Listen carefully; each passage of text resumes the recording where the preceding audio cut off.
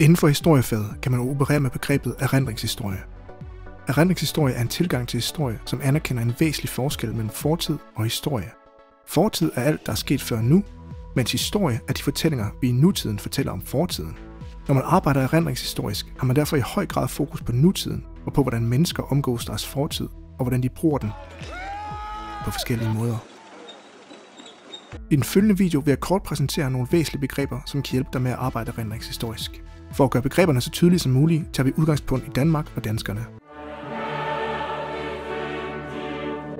Vi danskere kan siges at eksistere i et erindringsfællesskab. Et erindringsfællesskab er en gruppe af mennesker, der har en opfattelse af, at de har en fælles erindring om noget. Et erindringsfællesskabs fælles erindringer kaldes derfor kollektive erindringer. En åbenlys kollektiv erindring i det danske erindringsfællesskab er vikingetiden. Vikingetiden var en periode fra slutningen af 700-tallet til ca. 1050. Men med de erindringshistoriske briller er vi jo ikke primært interesseret i fortiden. Nej, vi vil hellere undersøge det, som fortiden har efterladt til enhver given nutid, og hvordan vi i nutiden bruger fortiden, det vil sige, hvordan vi bruger vikingerne. Når historien anvendes, taler man om historiebrug. Og i historiefaget skal vi kunne skelne mellem, hvordan forskellige aktører bruger og fortolker fortiden med forskellige formål. Med andre ord, hvordan en afsender har en intention med det budskab, vedkommende sender til deres modtager. Når vi arbejder med historiebrug, er det fordelagtigt at have et begrebsapparat til at benævne de forskellige former for historiebrug, og et sådan findes heldigvis. Den videnskabelige eller metodisk kritiske historiebrug er den, du støder på, når du f.eks. arbejder med en faghistorisk fremstilling i undervisningen, eller når du som nu arbejder med, hvad historiebrug er for noget. Den eksistentielle eller identitetsskabende historiebrug dyrkes af alle, både store erindringsfællesskaber såsom danskerne, men også dig. Ja, bare dig. Identitetsskabende historiebrug relaterer sig til, hvordan du anvender din fortid til at finde mening og identitet i nutiden. I et nationalt erindringsfællesskab bruger vi også fortiden til at finde ud af, hvem vi f.eks. danskerne er. På den måde kan der opstå en kollektiv erindring, som skaber mening, identitet og sammenhængskraft i et fællesskab.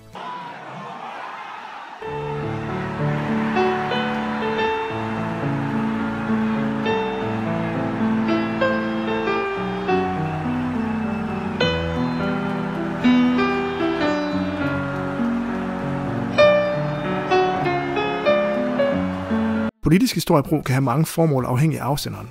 Den kan bruges legitimerende, hvis f.eks. en politiker anvender fortiden til at legitimere en nutidig handling. Dette så man i 2021, da Putin kort før krigen i Ukraine påstod, at ukrainere og russere siden det 9. århundrede har været ét folk, og at Ukraine derfor er en kunstig stat. Politisk historiebrug spænder bredt, og man opererer med flere forskellige underkategorier, som udover den legitimerende er moraliserende, ideologisk og politisk-pædagogisk historiebrug. Historiemisbrug. Lidt kynisk sagt er al brug af historien også misbrug af historien, da den næsten altid tjener et subjektivt formål. Når det er sagt, er en af nutidens største udfordringer, og i øvrigt vigtigste egenskaber, at være i stand til at skelne mellem fup og fakta. Hvis fortiden derfor bliver fordrejet og forskruet i en sådan grad, at der er tale om åbenlyse løgne, kan man således tale om historiemisbrug. Her kan fx nævnes holocaustbenægtere eller forskellige former for fake news. Det er helt centralt at påpege, at en løgn ikke er det samme som historiemisbrug. For at der kan være tale om enhver form for historiebrug, skal fortiden bruges i det argument, der bliver forsøgt skabt. Erindringshistorie handler dog ikke kun om, hvad vi husker i et erindringsfællesskab, men i høj grad også om, hvad vi glemmer. Derfor anvender vi også begrebet ikke-brug af historien, som man støder på, når nogen, ofte bevidst, udlader dele af fortællingen om en historie. Dette ses tit i historiske film, hvor det at udlade aspekter af historien kan ske, fordi det tjener et dramatisk formål, eller måske fordi det ikke taler til det tiltænkte modtagende erindringsfællesskab, hvilket leder os til kommerciel og underholdende historiebrug. Underholdende historiebrug er ofte kommerciel, og kommerciel historiebrug er ofte underholdende. Der er penge at hente i historien, da den indeholder fortællinger, som taler til erindringsfællesskabet. Det ses særligt i computerspil.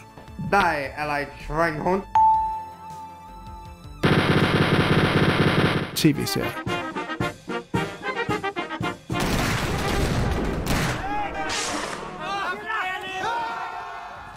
Eller film.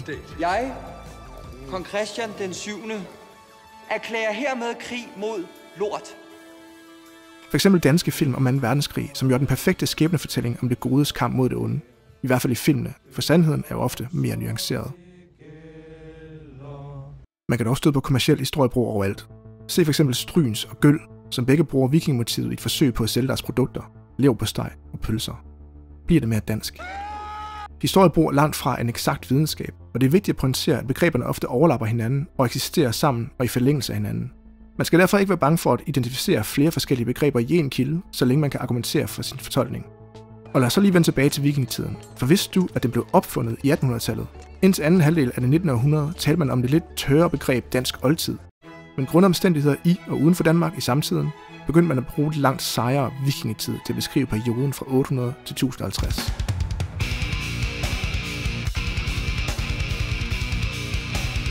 I 1813 gik Danmarks statsbankerot. I 1814 måtte man afstå Norge, da man var på den tabende side i Napoleonskrigene. I 1848-51 var der dog et lille glimt i mørket, da man ikke bare fik en grundlov, men også vandt den første slesvigske krig. Gud bevarer Danmark. Gud bevarer jer alle sammen. Men allerede i 1864 blev man sat grundigt på plads af det mægtige Preussen, hvilket betød, at den danske grænse blev rykket helt op til Kolding, og at man mistede 200.000 dansksindede sønderjyder til Preussen. Ups. Hvad gør man så? Man søger trøst i fortiden. Særligt den fortid, hvor vi var glorværdige og stolte krigere, altså vikingetiden. Begrebet vikingetid bliver normaliseret i samme periode, og udtrykket, hvad ud af at tabe skal indad vindes, vinder indpas blandt danske beslutningstagere i en tid, som også kaldes den første erindringseksplosion. I denne erindringseksplosion er der fokus på nationalismen og demokratisering af europæiske stater. For at skabe en nationalstat har man brug for et historisk anker.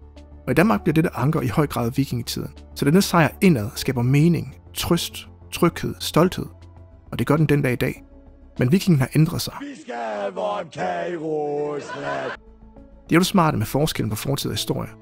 Fortiden er måske mejslet i runer, men det er historien ikke. Og den er derfor fleksibel og kan tilpasse sig de behov, der nu engang måtte opstå i et samfund. Under 2. verdenskrig brugte de danske nazister flittigt krigeriske vikingemotiver i deres værgeplakater, mens den danske modstandsgruppe Holger Danske gjorde præcis det samme. 2 dødsfjender bruger således det samme motiv fra historien, og understreger dermed en utrolig vigtig pointe. Der er kamp om historien. Der er magt i historien. I 1960'erne, hvor fredsbevægelser, kønsroller og kvindekamp kommer på dagsordenen, bliver vikingen mere fredelige, og vikingerne er nu også bønder, fiskere og kvinder. En sådan ændring i opfattelse af fortiden er naturligvis en afspejling af det samfund, som historien bliver brugt i. Dette kan forklares med begrebet historiebevidsthed. Historiebevidsthed er bevidstheden om, at vores fortolkning af fortiden, nutiden og fremtiden former sin vekselvirkning og ændrer sig i takt med, at nutidsperspektivet rykker sig. Fortiden fortolkes hele tiden på nye måder i nutiden, og bidrager dermed til, at vi forstår fortid, nutid og fremtid på konstant nye måder. Historien er levende. Ja, i 2021, hvor ligestilling mellem mænd og kvinder er et helt naturligt udgangspunkt, er det sågar vikingekvinden, der har fået bukserne på, hvilket ses i reklamefilmen "Hjelm har alle dage været en god idé". Men I tager hjelm på. Ja. I Danmark er vi gode til at bruge fortiden i skabelsen af et positivt og meningsfuldt erindringsfællesskab. Men hvad nu, hvis man stikker til den rosenrøde boble? Dræbte modstandsfolkene ikke også uskyldige mennesker? Var Danmark ikke også en slavenation? Hvad med behandlingen af grønlænderne? Eller hvad med de 8.000 tyske flygtningebørn, som døde i Danmark i 1945? Der stilles hele tiden spørgsmål til et erindringsfællesskabs kollektive erindringer. Men det er langt fra sikkert, at sådan spørgsmål tages ind af fællesskabet. For det passer ikke nødvendigvis på den forståelse, man har af sig selv. Som metodisk kritiske historiebrugere er det dog vores opgave at forsøge at forstå det fulde billede. Og forstå, hvorfor et erindringsfællesskab aktivt glemmer. I alle lande er der kamp om historien, og alle lande har deres egen unikke kamp. I Tyskland har man fx et andet problem end i Danmark. Her fylder det dårlige simpelthen så meget, at det gode bliver glemt. Det mener i hvert fald det tyske højreorienterede parti AfD, som synes, man skal vende blikket mod alt det positive i den tyske fortid, og ikke hele tiden føle skyld og skam over f.eks. nazismen.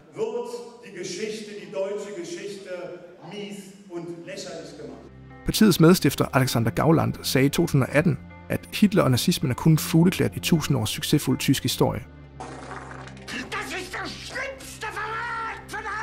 Den opfattelse lader til at fungere for partiet, for ved forbundsdagsvalget i februar 2025 blev partiet det næststørste i Tyskland. Så hvad skal en nation gøre? Skal man vende sig mod de negative aspekter, anerkende dem, undskylde for dem? Eller skal man se bort fra dem og i stedet fokusere på alt det gode, man kan grave frem fra fortidens flyttekasser?